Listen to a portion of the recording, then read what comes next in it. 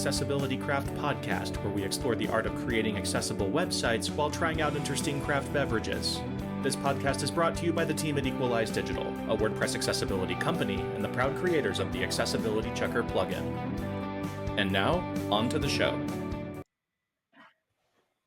Hey everybody, it's Amber, and I'm here today with Steve. Hello everyone. And Chris. Hey everybody. We are back after a New Year's and holiday break, and we have a fun New Year's-y kind of beverage that we're going to start off with. Do you want to tell us what we're drinking today, Chris? Yeah, we got Gemma de Luna Sparkling Moscato. I'm going to try to get this up to the camera. My lights might not quite get it into focus, but it is a miniature bottle of Italian Moscato. Now my camera needs to refocus on my face. There we go. But it's a sparkling Italian wine. It should be a little bit sweet. So this is like total mom wine territory. Should be tasty, just a little bit alcoholic, not a whole lot. 7.5% by volume. So there's still some residual sugar. Should be sparkling white wine. And we got. I will say real quick for everybody who is listening or watching that this is episode 100, sort of. I gave Chris some hassle about that. I think it's episode 50 of us recording. It's our 50th conversation episode, and it's the 100th episode of the podcast feed, if you count the meetups. So it's kind of exciting. We're celebrating episode 50/100, whatever you want to call it, with some sparkling wine. Mm-hmm. So you can get show notes for this if you go to accessibilitycraft.com/100. I was going to demonstrate the proper pour that I learned a million years ago for sparkling wine. Steve, do you have a flute? I do not. I'm going to do it straight from the bottle. Wait, for real? All right. That's classy. We're here. We're here. We're going to do it live. Yeah, we're doing it live. All right. Well, I'll demonstrate anyway. You do a little primer pour and let those bubbles settle for a few seconds. It helps with the whole thing not kind of turning foamy when you do the rest of the pour. And so then you do the rest, and you can see how it's not, if you do that initial pour, it's not foaming up nearly as much as it would if you just continued straight from the bottle. I always thought that the deal was, because you're holding yours straight, I always thought the deal was that you have to hold your glass at a 45-degree angle. Yeah, that's if you're doing it yourself. I was doing like the waiter pour, because the waiter isn't going to pick up your glass that you're handling from the table and tilt it and pour. So like the waiter is supposed to do a little primer pour and then the full pour. If you're not picking up the glass, that's the proper way to do it. So if I remember correctly, are these your wedding flutes? Is that what these? Yeah, these are the only two flutes we own. And they have cute little hearts on the stem. These were the when you do that nerdy, cute, wrap your elbows around each other before you take your first sip of champagne at your wedding. Or what's it called? I don't remember. Reception? The party reception. There we go. I almost started to say rehearsal, and I was like, nope, that's the party before the wedding. Yep. The reception. That's what these are. Kind of minerally on the nose. So Moscatos are not always sparkling, right? Moscatos generally are. I don't know. It's been so long, but that is a sweet wine. Mm-hmm. Yeah, it's like only about half the sugar is fermented, judging by the ABV on it. I feel like us moms get such lame beverage reputations. You were all like, it's a mom wine. And I was like, does that mean I'm going to like it? Or does that mean I'm going to feel like moms are lame? Sweet. Yeah. This is on the upper end for a mom wine, at least. Like that, at least that sweetness is balanced with a little bit of acidity. But for me, the sweetness, like I definitely am a dry wine person. So for me, like the sweetness kind of drowns out a lot of the nuances of the grape that you might pick up if it were drier. So it's like sweet, acid, bubbles. I'm not getting a whole lot else. I get kind of a peachy flavor. Do you get that? I could see that. So it's like kind of peachy a little bit. So I'm supposed to chug this whole thing? Is that how? Straight? Yep. You guys count me down. All good creativity starts with Steve chugging wine. Chugging wine from the No. bottle. All right. So, just in case anyone missed it and they want to go find this on their own, this is the Gemma de Luna Sparkling Moscato. And we have little single size serving bottles that are teal. They're super cute. It's very breakfast at Tiffany's. Yeah. That's what I think the vibe is that they're going for with this. Yeah, And it is but- actually from Italy, Yeah, I would have this at but it's brunch enjoyable. with, I don't know, a crepe A or something. Bellini. Okay. Yeah. This would be good in a Bellini. Yeah. That's like a peach champagne cocktail. Right. So we did. Chris sent a couple of these bottles. We did. Me and my wife did share one of these on New Year's. You Eve. cheated. You tried one in advance? Busted. Hey, it's like it was New Year's. I was like, "Do we have any champagne?" They're like, "Yeah, right here we go." Like a little bottle. I was in bed before midnight. Oh no! Yeah. I finished a book at 10:30 and I was like, you know what? The kids are watching King Kong versus Godzilla or something that I had zero interest in with Chris. And I was like, I think I'm going to go to bed. There you Great. go. No, this is good. I like it. It's Yeah. very sweet though, but Mhm. thumbs up. Yep, totally. So, Amber, what are we talking about today? So I had a whole different episode planned, which I think that we are going to record next time. And then I saw this blog post on the WordPress blog yesterday and started a little bit of a Twitter conversation. And I decided we need to talk about whether or not accessibility is the killer of creative design. Is it possible to have creative, accessible websites, or is it something that we really need to have? You can't have accessibility and creativity at the same time. And it really started with, I'm going to share my screen here for a moment. This blog post that was published on January 2nd, WordPress themes need more weird, a call for creative digital homes. This is on wordpress.org. And I saw this post and I was reading it. I thought, it is kind of interesting. They're like, they want more creativity. They said that creative themes have a strong point of view. They're designed for specific use cases. They break some rules thoughtfully. And I'm like, okay, yeah, this is sort of interesting. And then they talk a little bit more about having personality. And we get down to the bottom. And the examples that they're showcasing, I'll just click on one of these here. It's Deli, which is an automatic theme that has 20 plus active installs. It might be new, so that might be why it has so few, or that might tell you something about it and who's interested in it. And it's got these bright green colors, like green, blue, pink, and it has this font that is just so hard to read for all of the headings. It took me forever to figure out that says perceptions through doors on a wall, I think.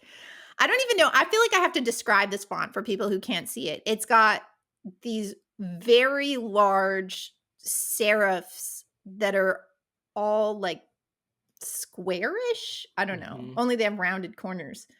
And the letters have very thin lines in between them and almost make like X characters. And so it's very hard to differentiate. Like the W could be an H in the word wall. Like I went wall, hall. What is that? The in looks like an X to me. I don't know. I find this font incredibly difficult to read. Yeah. It is weird. But my initial reaction to that was when I look at a theme like this, I'm like, what does this do for anyone? And so I tweeted out that when I see the things here, there's also some themes in that original post that had some color contrast issues, like this feeling good one that's got white text on a light pink background. So I'm thinking, all I see is accessibility problems. We won't even get into the snowflakes that are falling on my screen that I can't stop and that don't stop even though I have reduced motion turned on my OS, because 90% of the time it is turned on my computer. And so I wanted to talk a little bit about that. I think there's some small questions that would be good for us to start with. And one of the ones that I want to start with is, can you guys think of any websites that don't need to be accessible?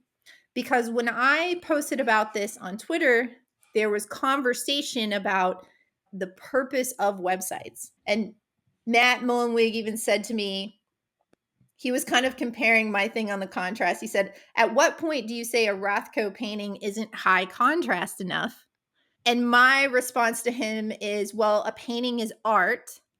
I suppose there are instances where a website is meant as art, but I think in most cases they're meant to communicate information, and therefore we should let everyone access the information. But I'm kind of curious, what do you all think about this? Can you think of examples of websites that don't need to be accessible? Perhaps a website you've built that's built by you for you, like it's a completely personal website that is not serving any public good and serves no other purpose than as a mechanism for you to self-express or self-actualize. That is the one of the few exceptions. But I also Do you I don't expect people like. on that website to look at? Are you putting out there because you want people to look at it? Okay, so here's an example, right? My dad has a small blog where he writes for personal reasons on philosophical topics. And it's his interpretation of philosophical writers and things of that nature. And he puts it out there purely for himself. He's not monetizing it, he's not promoting it. And it's really only there. And these are his own words, so that after he's gone, his thoughts and thinkings on various philosophical topics are out there in some way or are preserved in some way. Well, so here's the question. If he doesn't care if anyone reads it and he just wants his stuff to be preserved for eternity, perhaps he should write a book and self-publish a book. That might last longer than a website. Yeah, but is writing and self-publishing a book more or less expensive than having a domain and a website on bargain bin hosting, right? And how proliferated and accessible is that if it's a single copy of a book versus something that anyone with any kind of device or web browser could in theory go to and navigate to and read or consume? But again, it's purely for personal use. It's not serving any public good or function. And to me, that in essence is maybe some rough definition of what art kind of is. It's a form of personal expression that is for you and by you. And the world may choose to engage with that. It also may not. And I think that that probably in essence is what doesn't necessarily need to be any more or less accessible than what you, the person that it's for, needs it to be. That's just me. What do you think, Steve? Can you think of like actual examples of websites that don't need to be accessible? Well, I mean, there's there's an ethical conversation to be had in all this, right? There are legal requirements by certain entities, certain types of businesses, certain jurisdictions to be some level of accessibility, right? And then beyond that, you can take an ethical responsibility to go beyond those guidelines, right? And then beyond that, you get into the exceptions, which is, like Chris, described his father's website, maybe somebody's personal photography website that has no business component to it. They probably have no legal requirement, that they don't exist anywhere in real life. They're only a digital entity for their own hobby purposes. Then there probably isn't any recourse in it not being accessible. But should it be accessible? That's a bigger question, right? And to what level and to what resources does the person creating that website have to make it accessible, right? And that can go into a whole conversation about the tooling that companies like us and companies like WordPress provide to make websites, and the level of accessibility baked into that, to where it's not really even a thought to that end user. These weird sites are trying to be weird. Now, I don't really think they're that weird. Like they're really just playing with color and fonts a lot. And I'm going to take a little liberty here because I actually, a lot of people don't know this, I actually have a college degree in visual communications. So I can speak on design and creativity a little bit. Now you can be a lot weirder, but it's, you don't throw the baby out with the bathwater, right? It's, you don't just be weird for weird's sake and say that because I'm being artistic and because I'm being weird means that I can't even consider accessibility at all. Yeah. I think it And could I be think we argued should that dive into that more. But I want us to take a short commercial break, and then we're going to come back and we're going to talk about what it means to be weird and accessible. This episode of Accessibility Craft is sponsored by Equalize Digital Accessibility Checker, the WordPress plugin that helps you find accessibility problems before you hit publish. Thousands of businesses, nonprofits, universities, and government agencies around the world trust Accessibility Checker to help their teams find, fix, and prevent accessibility problems on an ongoing basis. New to accessibility? Equalize Digital Accessibility Checker is here to teach you every step of the way. Whether you're a content creator or a developer, our detailed documentation guides you through fixing accessibility issues. Never lose track of accessibility again with real-time scans each time you save, powerful reports inside the WordPress dashboard, and a front-end view to help you track down hard-to-find issues. Scan unlimited posts and pages with Accessibility Checker free. Upgrade to Accessibility Checker Pro to scan your website in bulk, whether it has 10 pages or 10,000. Download Accessibility Checker today at equalizedigital.com/accessibility-checker. Use coupon code AccessibilityCraft to save 10% on any plan.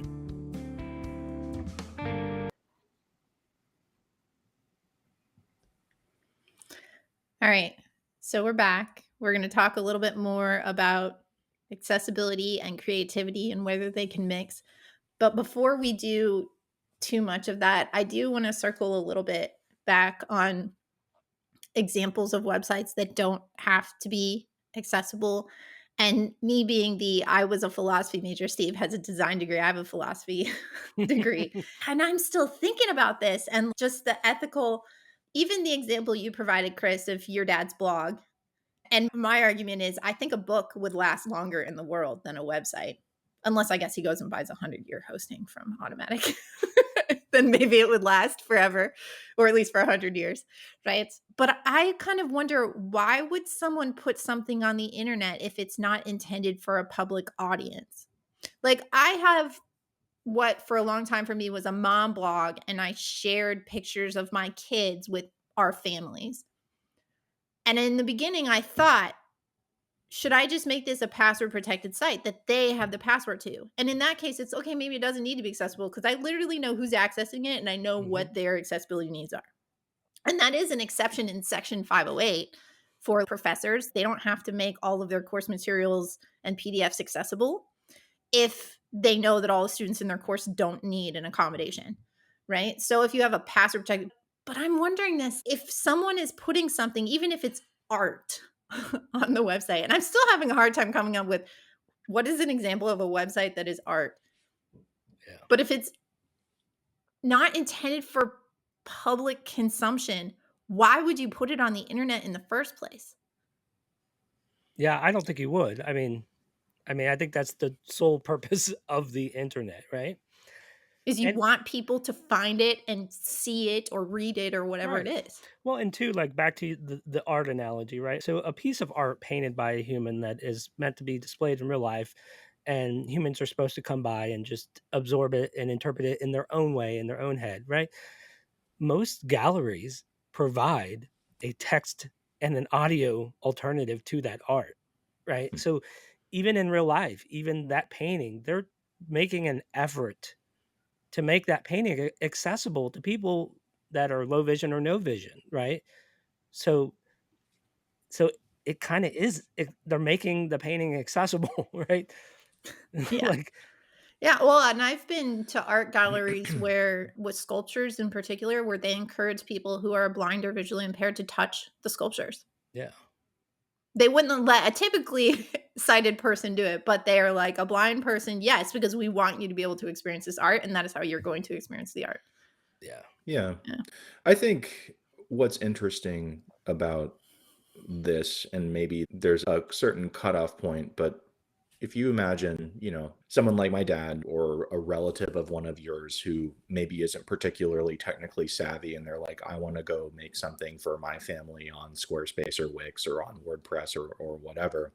It, at what point do they become the ones who are responsible for making the thing accessible when maybe they don't know the first thing or bad about it, don't have any sort of perspective on it, right? And how much of that responsibility should just sit with the platform holders to guide them into making good decisions, or at least giving them the opportunity to make a good decision. Like, I doubt my dad is considering accessibility with how he's put his blog together. He's doing what most people do when they're setting out to create a thing by and for themselves, which is what is aesthetically pleasing and usable to me.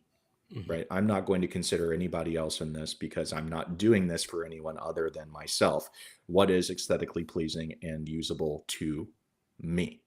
And how And do to I be want this fair, his presented? website is also not And mobile responsive. because he doesn't look at websites on his phone. So, of course, it's not about anyone else, and it's not really arguably for anyone else. And I do genuinely believe that. And I don't know that we should be enforcing accessibility with those types of people who are putting things out on the internet. I don't think that they should be subject to being, publicly ridiculed or called out. But perhaps if there's something happening inside the platform that they choose to use that is just inherently broken for people of varying abilities, then that should probably be called out. But also, I think there's this deeper discussion we need to get to on, should we be comparing websites to paintings? Because to me, they're much more comparable to a building or a house Mhm. than a painting. True. Yeah, store But or journal, right? They are information communication technology. That's Yeah, what yeah. websites are. I don't think they're art. Because even artists, like when I was spending a lot of time thinking about this, I was like, even artists who have artistic websites, a lot of times the point of the artistic website is to promote their art and to Right. make people more aware of their art, maybe want to buy their art.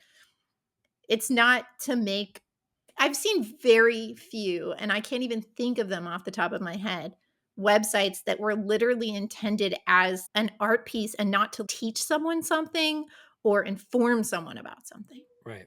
And none of these examples, from the .org post are that type of art. Yeah, they're just funny styled blogs. Yeah, so they're still trying to convey information, which, on that psychedelic with the font, you were definitely having a hard time interpreting the information they were trying to convey.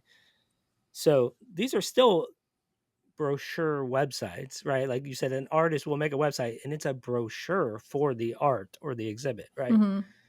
So like the art and the website are it's not a very strong argument, and it doesn't hold up super great, and it doesn't validate a total disregard for accessibility. Yeah.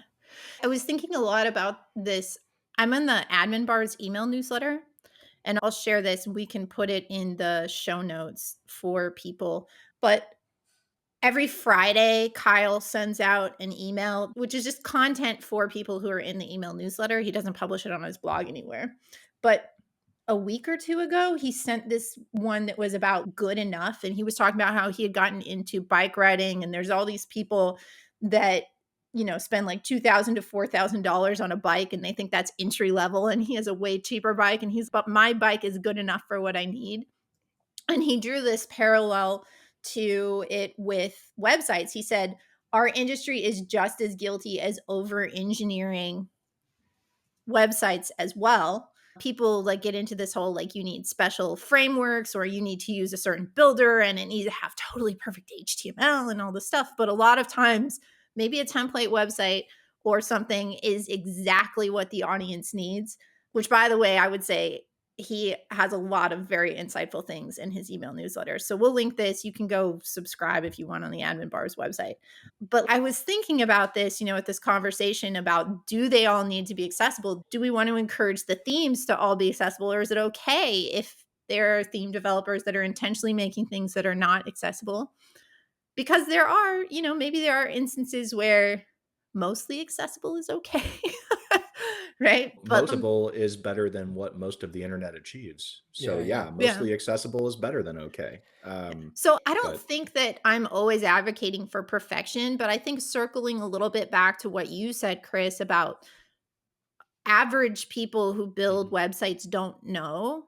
I do think that we within the WordPress community need to create tools, or any content management system should create tools that educate or inform. Hmm.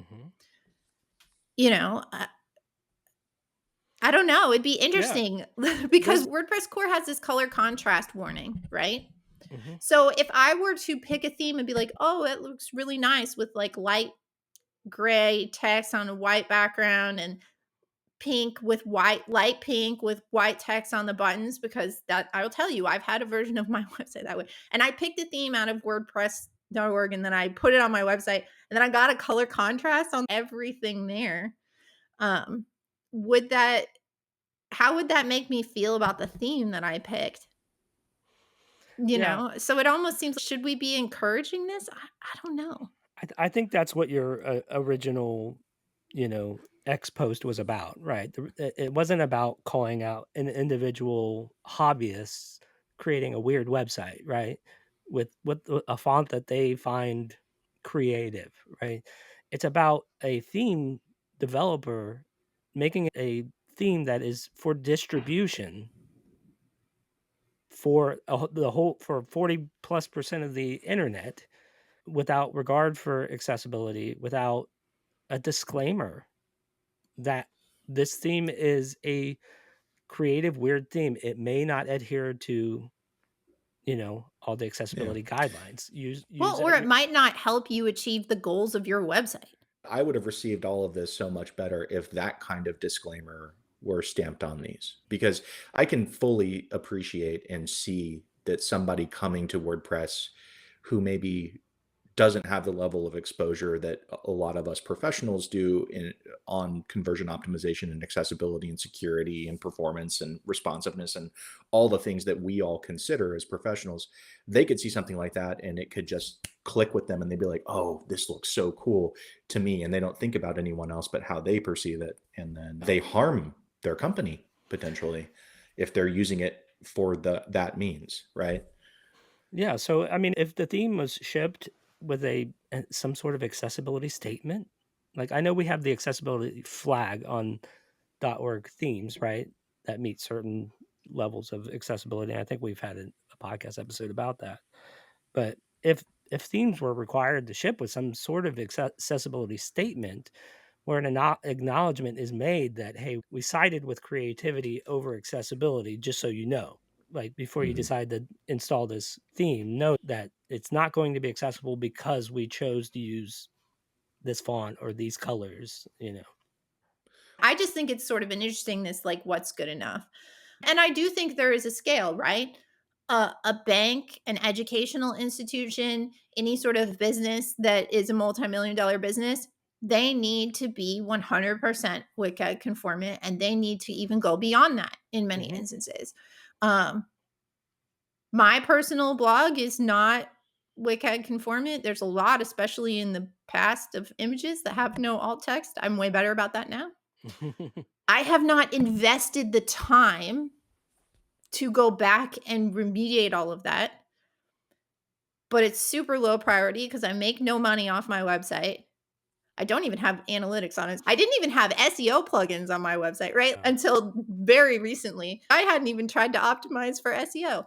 So I do acknowledge that there is a difference. But yeah. I just, from I do have a hard time though with the whole, some of the examples that were presented, because they're just so bad. And Mhm. maybe it's just me and it's my design eye and there's someone who loves that font. Yeah. But I am a typically sighted person who reads in a normal fashion, and I find that difficult. And I just am like, how does that achieve any website owner's goal? No. You know? Being weird for the sake of being weird doesn't really achieve a lot. Yeah, like I said, I have a degree in visual communications, and those aren't what I would call the most creative website examples I've seen. And if we kind of harken back to, is accessibility a killer of creativity?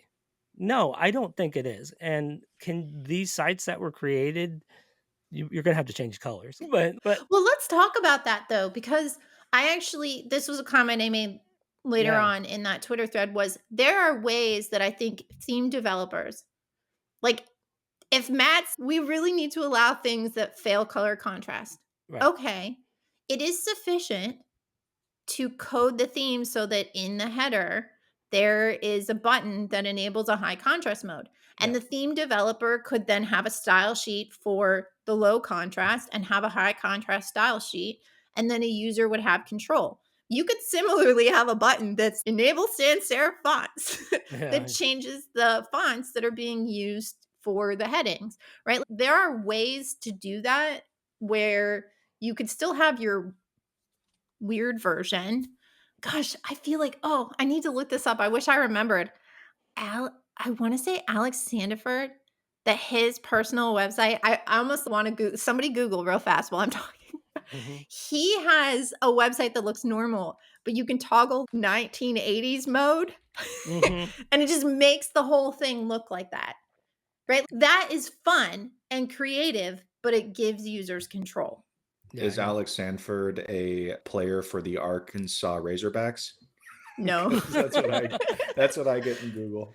But I mean, what I was trying to get at a little bit is that I don't think accessibility is to blame as the killer of creativity, even though this is the discussion that was had, right? I think the need or the call for these weird themes is born out of what the root problem of some of the creativity issues with things like the block builder, the page builders, Bootstrap, Tailwinds, right? It Those things are the killer of creativity. But you know what's interesting though? Because I totally understand that.